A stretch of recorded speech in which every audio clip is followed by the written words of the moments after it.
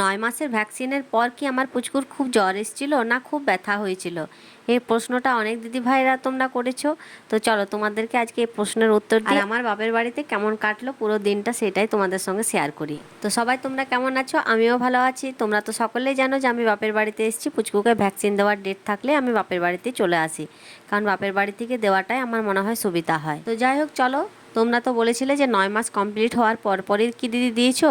হ্যাঁ গো, 9 মাস ওর কমপ্লিট হয়েছে তারপরেই দিয়েছি। তবে তোমরা অনেকেই বলতে পারো যে তুমি কি দিয়েছো? না, আমি দিইনি ভ্যাকসিনটা, আশা দিদিরা দিয়েছেন। আর এক দিদি ভাই বলেছিলেন যে 10 মাস পর হলে কি দেওয়া যায়? হ্যাঁ, 10 মাস হলেও দিতে হবে। এটা তো আমাদের খুবই জরুরি বাচ্চাদেরকে দেওয়া। যাই হোক, ওর ভ্যাকসিন দেওয়ার পরে আমি বাপের বাড়িতে এসে আগে আগে স্নানটা সেরে ফেললাম, কারণ আমি আর সময় পাইনি স্নান করবার মতো। পুচকুর ভ্যাকসিনের কথাটা বলি। তোমরা বলছিলে ব্যথাটা একদমই এটাতে থাকবে না। আমিও ভাবছিলাম যে 4টা ভ্যাকসিন হবে, আবার খুবই ব্যথা পাবে বাচ্চা, তারপর আবার জ্বর আসবে। এটাতে কিচ্ছুই হয় না, সেরকম কিছুই ভয় নেই দিদিরা। তোমরা কিন্তু অনায়াসে এই ভ্যাকসিনগুলো দেওয়াতে পারো। তারপর পুচকুকে খাইয়ে দিলাম। মা বাড়িতে ছিল না, শ্রেয়া সব কিছু রেডি করে রেখেছিল আমার পুচকুর খাবারটা। বুবুন সোনাকে আগে খাইয়ে দিয়েছিল, তো মা এসে তারপর ওদের খাবার বেড়ে দিল।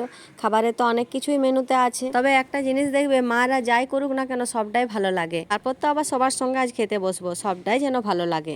তবে আজ ভাইয়েরও ছুটি ছিল, তাই আরও ভালো লাগছিল। আমরা কিন্তু দই ভাতটা খেতে খুব পছন্দ করি। আমাদের যদি সেরকম তরকারি নাও থাকে, আমি, মেয়ে, আমার বাপের বাড়িতে সবাই খেয়ে নেয়, কিন্তু এখানে আবার মুখার্জি বাবু খেতে পারে না দই ভাত। দেখো, আমরা এখন খেতেও বসে গেছি। মা তো একটা মস্ত বড় মাথা দিয়ে দিয়েছে মাছের। আমি তো মাছের মাথা খেতে খুব পছন্দ করি, ছোটোর থেকেই পছন্দ করতাম, আর এখনো পর্যন্ত সেই পছন্দটাই আছে। আমাদের বুবুন সোনাটাও কিন্তু খুব দুষ্টু হয়েছে। আমি তো ভাবতাম যে পুচকুটাই আমাদের একমাত্র দুষ্টু হবে নাকি, না, দেখছি ও যে পরে আরও বেশি দুষ্টু হয়ে গেছে মনে হয়। ভাগ্যিস আজ মুখার্জি বাবু আর ভাই ছুটিটা ছিল, তাই একটু ভালো লাগছিল বাড়িতে যেয়ে। কারণ সবাই থাকলে দেখবে বেশি ভালো লাগে। আমার পুচকুটাকেও সবাই নিয়ে টাইম পাস করছিল, আবার বুবুন সোনাকে নিয়েও। আর কাকিমাও চলে এসছে। কাকিমা জানো তো অনেকক্ষণ বাইরে নিয়ে গেছিলো, সেখানেও কিন্তু আমি অনেকটা টাইম পেয়েছি। গ্রামের বাড়িতে এগুলোই বেশ সুবিধা হয়, সবাই থাকে, সবাই নিয়ে যাওয়া আসা করে বাচ্চাদেরকে। তো এবার তো আসারও সময় হয়ে গেল আমার বাপের বাড়ি থেকে শ্বশুর বাড়ি।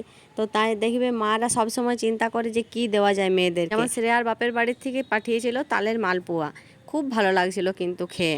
আমি কখনো খাইনি মালপোয়া, তালের লুচি খেয়েছি, কিন্তু এই প্রথমবার খেলাম, খুব ভালো লেগেছে। আমার কিন্তু সেরকমভাবে কোনো সাজগুজুই থাকে না। তোমরা হয়তো বলতেও পারো যে এরকমভাবে কেন গেছো, কেন আসছো।